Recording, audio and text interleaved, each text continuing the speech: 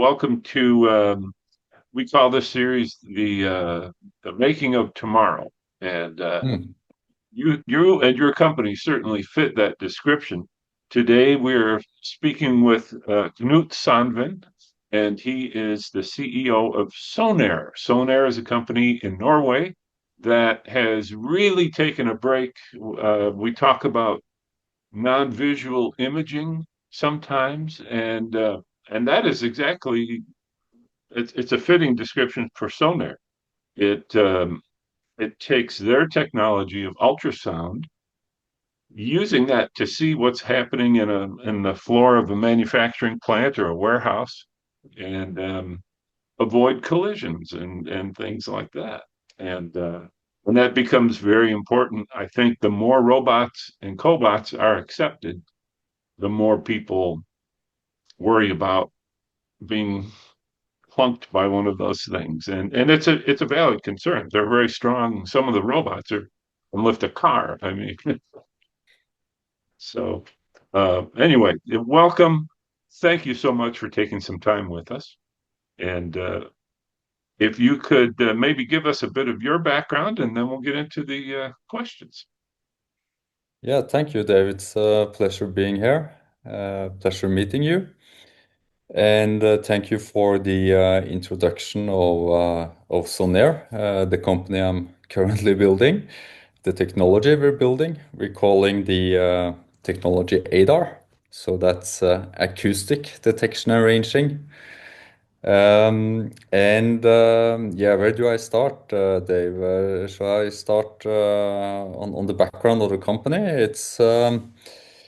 Sonair is really my third adventure in the startup world. So I built two companies previously. And what's nice about Sonair is that I'm building this company together with people who were also part of my first company. So what we did and that's also kind of a background for Sonair, because what we did in my first company, we made safety certified gas detectors for oil and gas installations.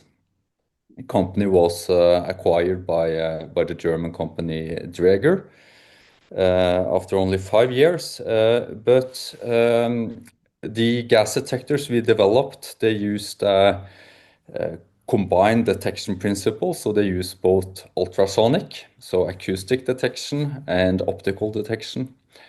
And what we learned from acoustic there, we have brought that into to Sonair. And more specifically, we are using what's called a MEMS transducer. So MEMS is micro electromechanical system. It's Right. a silicon-based sensor. And that's the core of our technology platform, this MEMS transducer. So you can compare it to the parking sensor you have on your car. You've seen those button-sized sensors on the bumper. Our sensor has the same performance, more or less, but it's millimeter sized. And what this has allowed us to do is to build a hardware platform where we can do not only ranging, so distance measurements, but we can also do what you called imaging, but it's not really imaging. And I Right. will get back to that. But we can also do localization, so we can very accurately position objects in space, in a 3D space. So in its simplest form or easiest explained, we detect all kinds of objects with these sensors.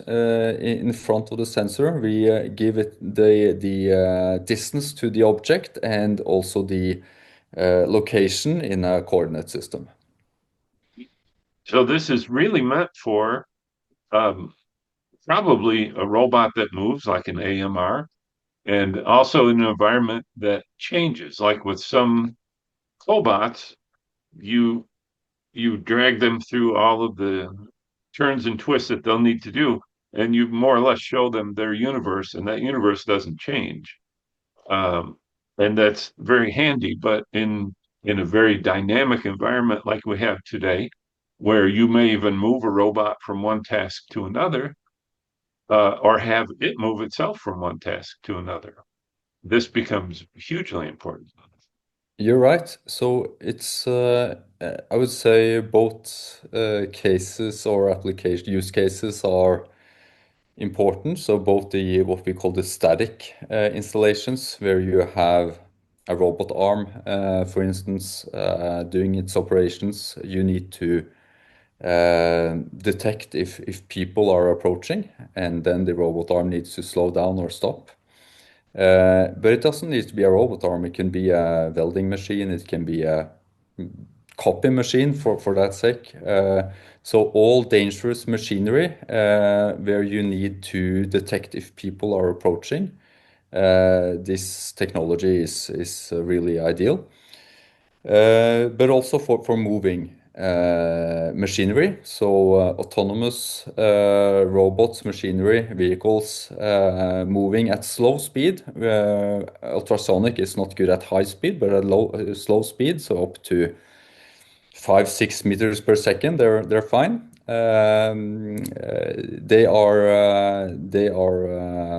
really good for object detection, and the advantage we have is that acoustic signals at the frequencies we are using, they all objects appear more or less equal. So if you're looking at a soft object, a glass object, a metal object, they all look the same in the ultrasonic signature.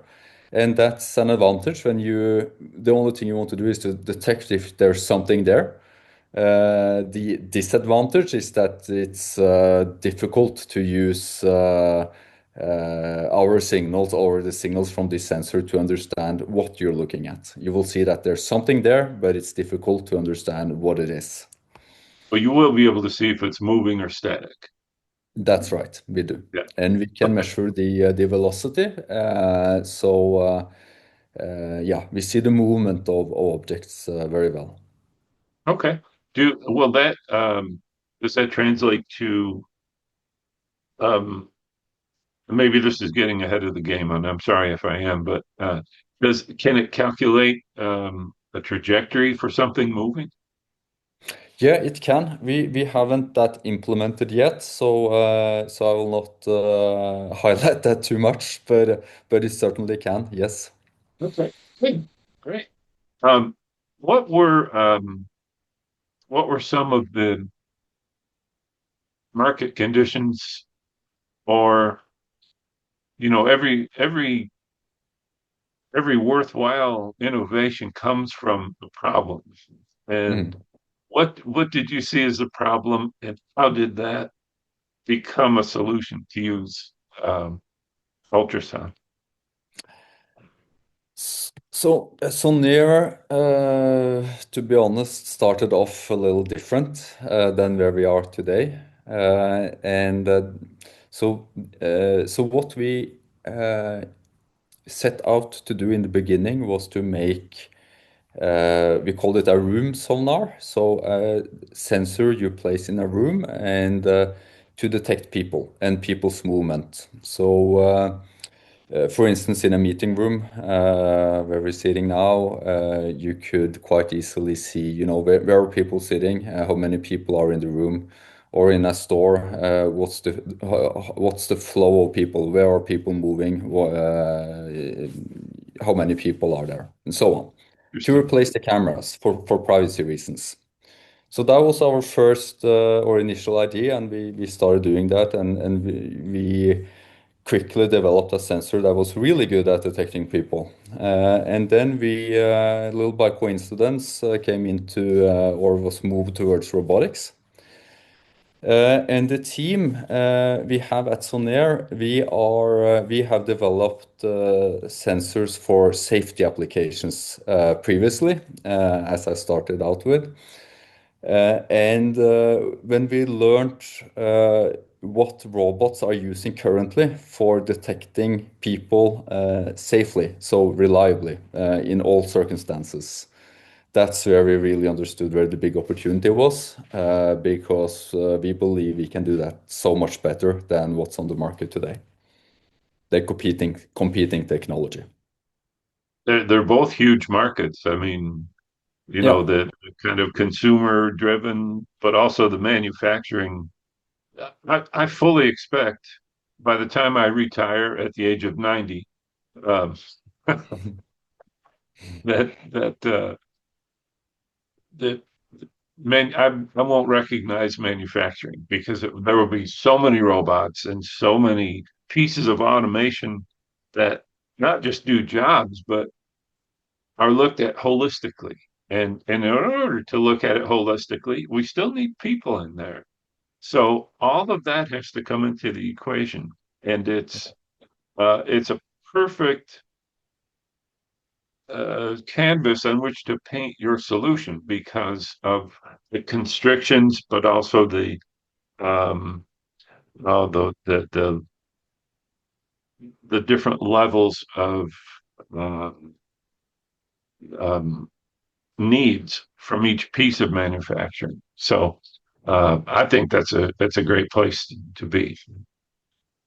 It is, and yeah, and we the team is used to working with industrial applications. Mhm. So we know that space, and that's also important.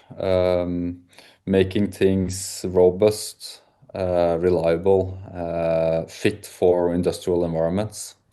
So, but I certainly agree with you so much. I mean, robotics is now coming at full speed, and it's changing, right? Because it's now coming from a place where really the environment or the warehouse is designed for the robot. So you done lots of adjustments to make the robots work. But that's changing. It's expected now that robots move anywhere and can work with people not trained for working with robots.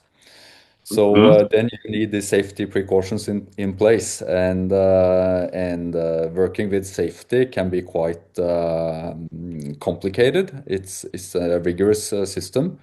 So our thesis is, make safety simple, and of course safe but simple. And that really comes across on your website when you land on the website. So your Good. marketing team, way to go, Yeah, guys. food is great. Yes. It's really nice. But And yeah, but you also know we're Norwegian. We are known for being quite open and honest. So what you see on the website is what you get. That's what we have. it seems very much that way. But also, it reminds me that still probably the number one most important concern of people is safety. Can we be safe with these metal objects moving Yeah. around and throwing their arms around? So, Yeah, and it's a big discussion in the robotics forums these days, how to make robots safe. So it's yeah, certainly on the agenda. We launched our product as a evaluation kit a year ago, and the interest we got from all over, really, I've never seen anything like it. So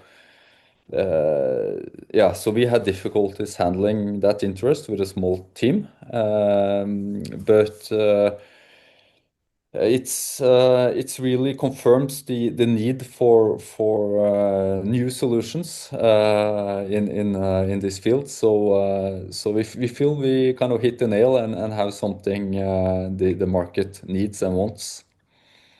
absolutely. I would agree with you 100%. Um, is most of the technical work for um, 1.0, so to speak, is most of that done now? And Yeah, we are now shipping product versions. So that means sensors ready now for integration into robots. We started shipping those in July. and have some customers already having designed their sensors so integrated fully flush mounted into their robots Oh, wow. already. Okay. So that's great to see. That's really a big achievement for us, and yeah, I look forward to those pictures being launched. I can't give any names yet, but Okay. it's really cool to see our sensors into robots. That's So great. it's not we haven't finished the safety certification yet. Okay. But we are so close now. We are through with all the or yeah through all the milestones. So we have the final assessment left. We have booked time for that, so it's coming up soon, and then Smart. it's paperwork from the assessor side that's remaining. Yeah. So I mean, here in this country, that would be people like UL, right? United Laboratories yeah, and so correct. forth. Yeah, we are working with a German safety assessor called Exida. They are out of a group out of TÜV, TUV. Oh, right. Okay. Hmm. Yeah. Good. Um, will this product then will this roll out um, where you don't have to sell it? It will be sold as something that's embedded in the robots. So it'll be an OEM type of arrangement. Yes. Ah, okay. So So you don't need to have a that's huge. yeah. Uh, It's for the robots. It's an OEM type of product. For machine safety, it's more an add-on possibility at least. The robots, at least what we hear up till now, is that they want the sensors built into the robot. The machine safety is more mounting on the wall type of installations. okay. And is that something you'd have integrators do, or would an end user be able to do that? For machine safety, we will typically have integrators. That'd be It's as we understand it now, it's usually a part of a safety assessment of the whole machine installation. yeah, So the integrators will work with different types of sensor, recommend safe sensor, what sensor fits the purpose, and do a full assessment of the whole installation. yeah. So you could. I see now this whole kind of family of products. That's Yeah, great. yeah. Yeah. And also, you have some very mature uh, integrator groups. Like I know Universal Robots has bunches of integrators, and they have to qualify by doing the integration work. So there are a few ready audiences for you. So that's Yeah. good. You don't have to develop them yourself. Yeah, we started talking to some of them. So we're looking for some global partners now. But of course we will also do direct sales, especially to robotics to the OEMs. And we are setting up that in Europe for now, but also having very good dialogues with several US companies both on the West Coast and in the Boston area. Okay. Um, and we don't want to give away all the secrets. And in fact, I'm sure you're patented in all the right places. Right.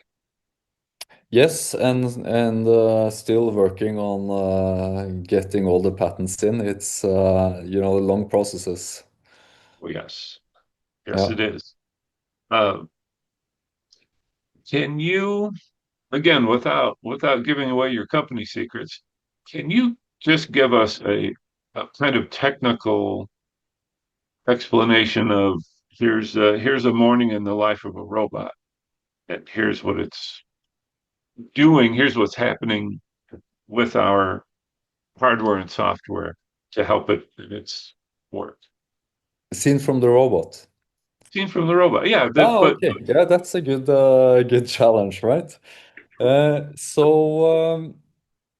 know, if I was to design the sensor package for a robot, Yeah. I would give it a camera and an ADAR sensor, so an ultrasonic 3D safety sensor. And it can be a 3D camera, that's fine. It will get a point cloud from the 3D camera, and it will get a point cloud from the ADAR sensor.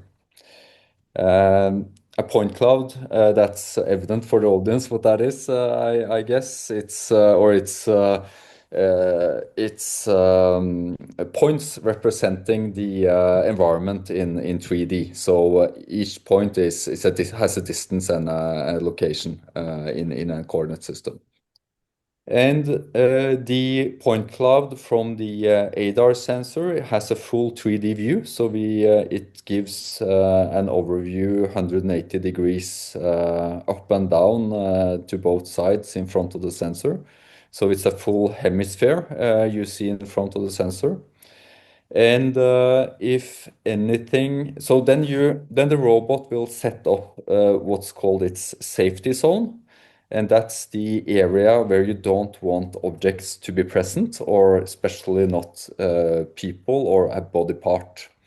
So so if you have something entering into that safety zone, there will be a trigger in the robot's control system that will trigger a stop. So it will go directly to the brakes of the robot, and the robot will stop immediately. So that's really how it is. It's a very good combination with this 3D camera, because it's as I said, we will not tell you or the sensor will not tell you what you see. So, No? if we get a point cloud from a person, we will give you all the points, but we will not tell you it's a person. And then you can use the image to understand if it's a person or a box you're looking at. Okay. Yeah. Yeah. So, Good. yeah, go ahead. No, no, yeah. No, you're doing spectacularly well. So go right ahead. We could talk about this for a long time. The robot also needs uh, uh, to navigate, so to get input for navigation. And for or traditionally, currently, very often the lidars are the point cloud from the lidars is also used for navigation. We Mhm. very much believe the cameras will take over that function, and that's also our mission, to really replace the functionality of the lidars. So the lidars are not needed in the mix anymore. Uh, can we pause right there because uh, LiDAR is used everywhere. It's used in so many places for doing things like this. But this is a great opportunity, maybe for you to say, but this is why our combination of things is better than LiDAR and maybe cheaper and use less electricity than LiDAR as Mm. well. I don't know. Yeah, what's being used for safety on robots are the 2D lidars. So they see only a horizontal plane in front of the robot. So it's like swiping a laser pointer. That's what the lidar is. So and that's normally good enough, but there are also objects that laser pointer will not see. So that's where we have the biggest advantage using ADAR, that we have a full 3D view. So it's safety in 3D compared to 2D. And then also LiDAR has known weaknesses of not seeing glass, for instance, shiny objects, those kind of objects. So that's also no problem for ADAR. Um, when you go from LiDAR navigation to camera-based navigation. ADAR is really a better match to the camera view than the LiDAR is. Then you have the 3D LiDARs, really cool technology, can give you a dense 3D point cloud. They are currently not safety rated, so you will need a safety sensor in addition. Okay. They also need to be mounted high up on a robot. So on AMR, for instance, it's not the form factor on AMR. It's not really suited for a 3D LiDAR. So, but for an AGV, for instance, having a 3D LiDAR on top of an AGV is gives you very good input, but still you need a safety sensor. So, yeah. So let's see. There won't be one solution, but I think we have a quite competitive one with ADARs and cameras in combination. That's great. Wonderful. Uh, Thank you for that description too. You did the perfect job on that. Thank you. Yeah. Uh, all right. So we have talked about the advantages. Um, can the product? There will be a lot of robots can last a long time, and it would be nice to allow your company to kind of get into the already installed base of robots Hmm. because there are certainly over a million. I'm not sure how many, but a few million, let's say, robots out there. Um, and probably tens of millions coming, right? Yeah. But people want to extend the life sometimes of capital equipment, and that would be a nice opportunity. Any plans to retrofit like that? Yeah, we can do that. So the sensor is can just be attached with screws to a robot and connected with an Ethernet cable, and you're up and running. So that's absolutely possible. It's not where we see the most requests. We've had some of those, but where we have the strong interest is for integration into new models. Okay. And still in robotics, the turnaround time on or the cadence on new model is quite fast. So at least the big companies they come out with new improved models continuously. So they're changing their sensor package and improving all the time. Yes. Um, is there a particularly good um, target for you on robots versus cobots, or do you think all of it's pretty much same? Uh, the um, the AMRs are certainly that's a use case I believe very much in. It's the category with the most robots out there, I believe, and they have kind of crossed a maturity threshold, if you can say that. So it's a scaling application. They are out in numbers now. And that's also where you see, as we talked about previously, they are now being used in all kinds of environments, industrial environments, not really designed for the AMRs. So they need to be more robust in their safety sensing. So it's the AMRs, also the form factor of the AMR is a good fit to the ADAR. It's a very small sensor. So you don't need to. I mean, if you've seen how the lidars are built into the AMRs today, the AMR is more or less built around the lidars, right? You have one in each horizontal corner, and I can imagine that can be done much simpler using an ADAR. Yeah. And even on a retrofit situation, I saw a form factor that was about the size of a portable camera for Yeah, the ADAR. And it was like, wow, that adds almost nothing to the footprint of an AMR. So, that's true. And also in a built-in version, it can be even smaller. You only need the acoustic elements to be exposed, and then everything else is electronics. You can kind of move back into the robot. So yeah, so it can be made almost invisible on the robot. that's interesting. I sort of thought maybe that the AMR market would be your core market. But there are many AMR companies that don't have a line of regular robotics or a cobot. Forward X Robotics, that's one company.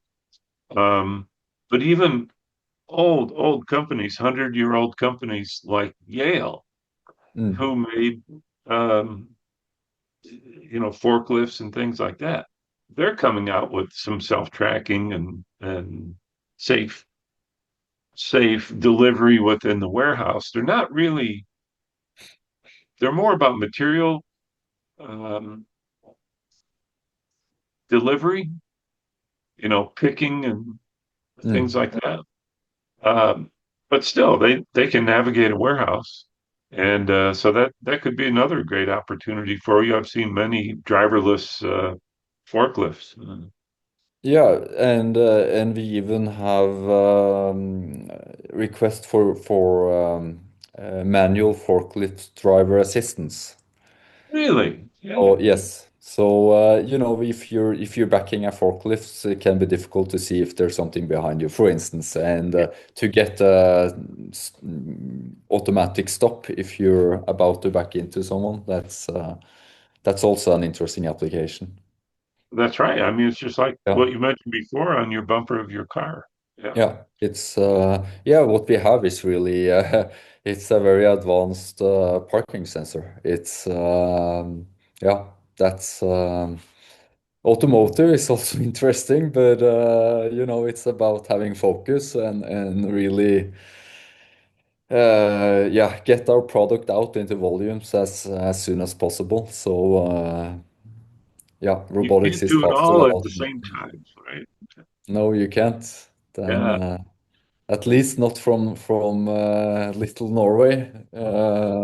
So no, It's so we interesting focus. too, Yeah, looking at your yeah, site, uh, you have, um, don't know, I guess maybe around 20 or so people on the page of your website, the About Us page. Uh, Most of them look like they're, I mean, compared to someone like me, quite young, uh, very full of ideas and energy. I mean, you can just sense it from the people that you have. Do you agree with that assessment? yeah, yeah. We are, I think, we're 22 people now, and quite consciously, I built a team with. We're quite, I would say, senior management team. Yeah. I'm 50 years old, and we have a layer of people, who have been out there before and really developed very cool technology products before.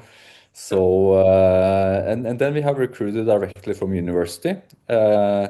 So it's we have a bunch of quite young people, but extremely bright, hardworking, really doers, and that's a good combination to have people grow together with more senior people. It seems like a young engineer, innovation comes easily. It's secondhand, right? It's just Yeah, that's yeah, what I do. Yeah. yeah. So it's a great place to be. Yeah. Um, so you have a lot to roll out if you want to capture the different pieces of these markets. Wow, that's a lot. That's a lot of work. Do you think you'll pursue everything we talked about, or kind of focus on the let's get these into the robots and then we'll talk about these other? Yeah, it's we had one focus that was get this into robots, and my goal is to have this, I mean, ADAR into all robots. That's I mean that's the potential, and that's what we're pursuing. Uh, and then these static applications, machine safety has come up, and we just have to do that as well because it's such a good fit with the technology. So at least we will handle those two use cases applications, and we'll see how much more we can do in parallel. We are growing the commercial team now. I have some experience working with global partners, so these big sensor companies and industrial companies. And if you get that to roll, that's of course very powerful, but it takes some time. But so we will do that, and we'll work directly. So it's a two-pronged approach.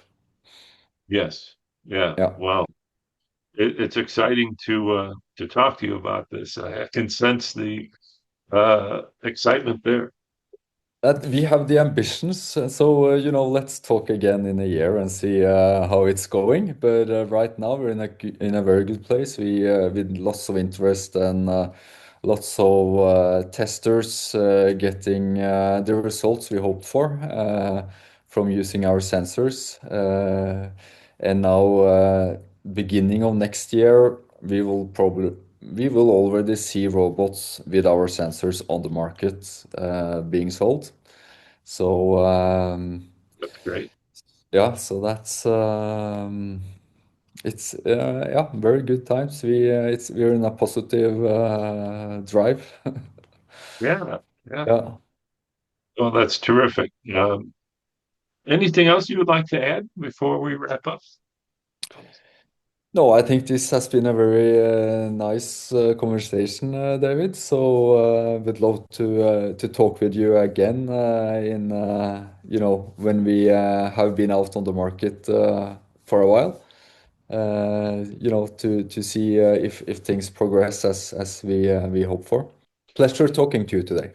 Oh, it's very nice talking to you. Thank you so much. Okay. Okay, Take care. bye. Bye.